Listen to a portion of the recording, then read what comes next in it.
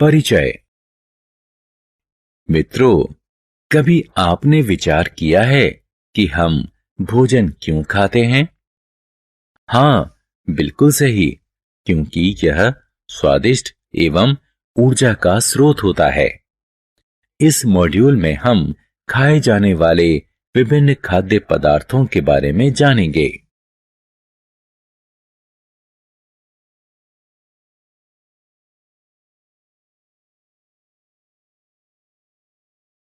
उद्देश्य।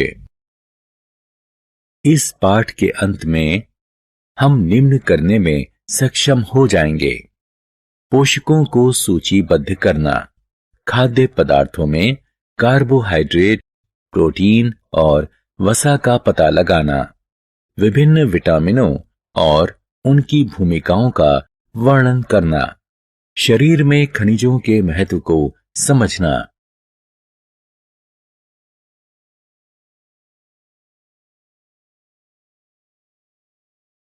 शरीर में आहारीय रेशों और जल के महत्व की व्याख्या करना, संतुलित आहार के महत्व की व्याख्या करना, हीनता जन्य रोगों को परिभाषित करना।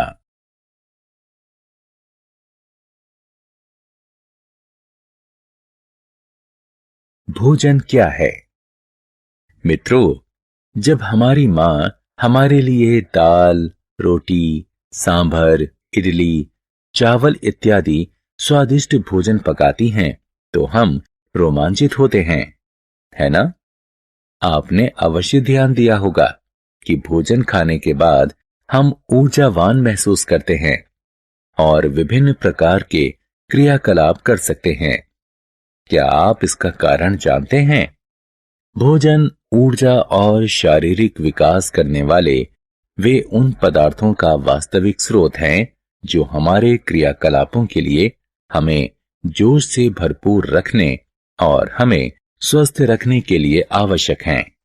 इस तरह भोजन हमारे शरीर के लिए ईंधन का कार्य करता है और हम भोजन के बिना अधिक समय तक जीवित नहीं रह सकते हैं। भोजन के घटक। अब आप जानना चाहेंगे कि हम भोजन खाकर किस प्रकार से ऊर्जा प्राप्त करते हैं और भोजन हमारे शरीर के लिए ईंधन क्यों कहा जाता है। मित्रों, भोजन में मूल रूप से 5 घटक होते हैं। ये कार्बोहाइड्रेट, प्रोटीन, वसा, विटामिन और खनिज हैं। इनको सामूहिक रूप से पोषक कहा जाता है। हमारा शरीर ऊर्जा प्रदान करने के लिए भोजन पचाकर इन पोषकों को अवशोषित करता है। कुछ पोषक हमें बीमारियों से लड़ने में सहायता करते हैं। अब आप समझ सकते हैं कि हमारे माता पिता हमें पोषकों से भरपूर भोजन खाने के लिए क्यों जोर देते हैं। कार्बोहाइड्रेट।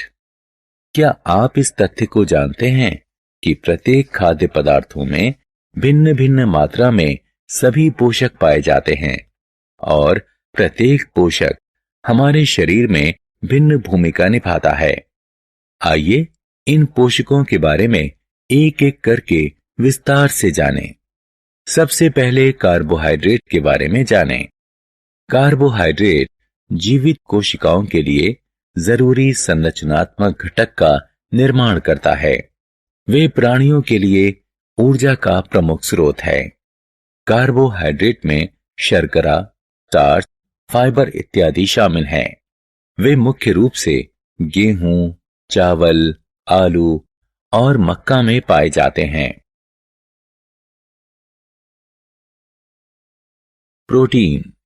आपने अवश्य देखा होगा कि जो बच्चे दूध नहीं पीते हैं वे कमजोर हो जाते हैं और उनका शारीरिक विकास भी कम होता है, क्योंकि दूध में वृद्धि के लिए जरूरी प्रोटीन होते हैं।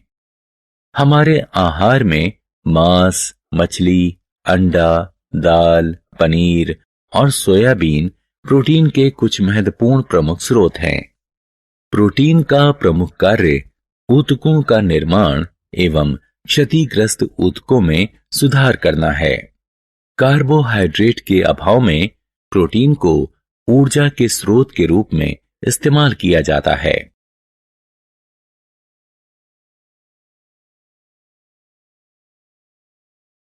वसा।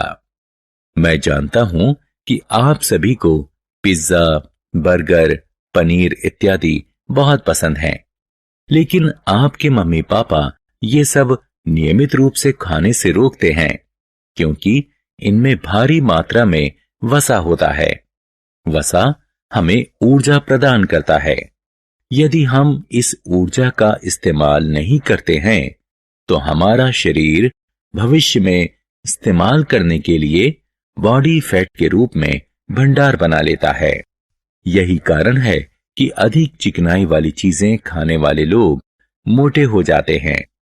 वसा के प्रमुख स्रोतों में घी, मक्खन, पनीर और दूध है।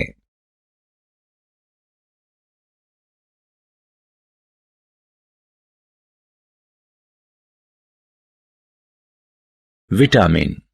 मित्रों, जब आप बीमार होते हैं और डॉक्टर के पास जाते हैं तो वह आपको हल्के भोजन के साथ फल खाने के लिए कहते हैं क्योंकि हमारे शरीर की अधिकांश प्रक्रिया में फलों एवं सब्जियों में उपस्थित विटामिनों की जरूरत होती है। इनकी जरूरत कम मात्रा में पड़ती है। यहाँ विटामिनों, उनके स्रोत और उनकी भूमिकाओं की सूची दी गई है।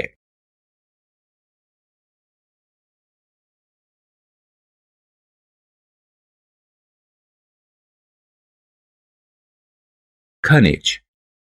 आपने खनिज से भरपूर खाद्य पदार्थों के विज्ञापन अवश्य देखे होंगे। आइए अब हम देखें कि वे क्यों इतना महत्वपूर्ण हैं। पौधों को वृद्धि के लिए खनिजों की जरूरत है।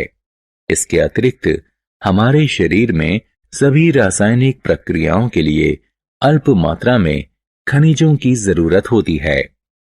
पोटेशियम, कैल्शियम, आयरन इत्यादि खनिजों के कुछ सामान्य उदाहरण हैं। आइए हम अगली तालिका में खनिजों के स्रोतों और उनकी भूमिकाओं के बारे में कुछ और जानें। आहार्य रेशे। प्रिय मित्रों, क्या आप जानते हैं कि हमारे शरीर में पोषक तत्वों के अतिरिक्त आहार तंतु भी महत्वपूर्ण भूमिका निभाते हैं। इनको सामान्य रूप से रूक्षांश यानी रफेज के रूप में जाना जाता है। यहां आपके लिए यह जानना जरूरी है कि रूक्षांश हमारे शरीर को कोई पोषण नहीं प्रदान करता है, लेकिन इसका आयतन बढ़ा देते हैं। ये केवल पौधों में पाए जाते हैं। दाल, आलू, ताजे फल और सब्जियां रूक्षांश के प्रमुख स्रोत हैं। ये हमारे शरीर को अपचित भोजन से छुटकारा दिलाते हैं। जल। आइए अब हम जल के बारे में जानें, जो हमारे भोजन का भी महत्वपूर्ण घटक है। हमारा शरीर अधिकांश जल द्रव रूप में ग्रहण करता है। इसके अतिरिक्त हम भोजन पकाते समय भी इसमें जल मिलाते हैं। जल हमारे शरीर को भोजन से पोषक अवशोषित करने में सहायता करता है। यह हमारे शरीर से कुछ अपशिष्टों को पेशाब एवं पसीने के रूप में बाहर निकालने में भी सहायक है। हीनता जन्य रोग। मित्रों, संतुलित आहार के बारे में जानने के बाद हमें यह भी अवश्य जानना चाहिए कि यदि हम उचित आहार नहीं लेते हैं तो हमें किन समस्याओं का सामना करना पड़ेगा। मुझे आशा है कि आपने हीनान रोगों के बारे में अवश्य सुना होगा। ये रोग तब होते हैं जब कोई लंबे समय तक पोषकों की कमी होती है और इसीलिए ये हीनान रोग कहलाते हैं। यहाँ कुछ हीनान रोगों और उनके लक्षणों की सूची दी गई है।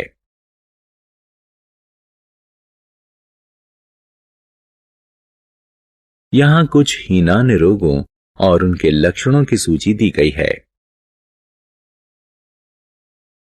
सारांश। आइए हमने जो कुछ सीखा है उसे संक्षेप में दोहराएं।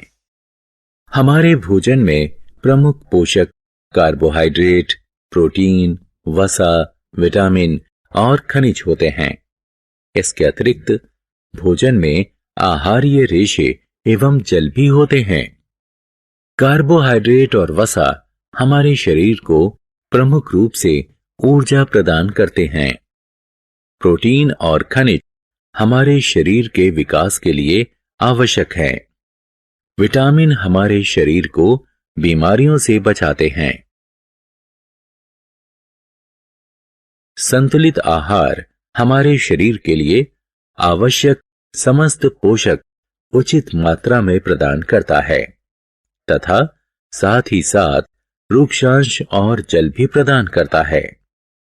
अगर हमारे भोजन में एक या अधिक पोषकों की कमी लंबे समय तक बनी रहे तो यह कुछ प्रकार की बीमारियों या डिसऑर्डर का कारण बन सकता है। इस प्रकार की बीमारियां हीनान रोग कहलाती हैं।